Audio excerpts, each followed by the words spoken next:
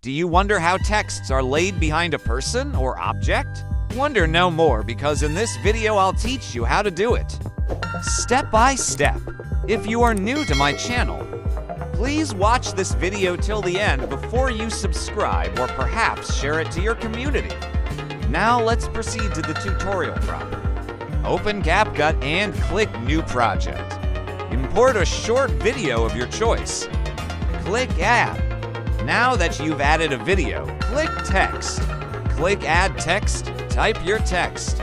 Choose your font, color, spacing, and animation. Take your time. Do not rush, and don't forget to give a thumbs up to this video. Click Save. For the second time, let's open CapCut. Click New Project, and this time import the video you just saved. Click Overlay. Click Add Overlay. Choose the original video. Click Overlay Video. Position the original video over the edited video. Click Cutout tool and remove the background.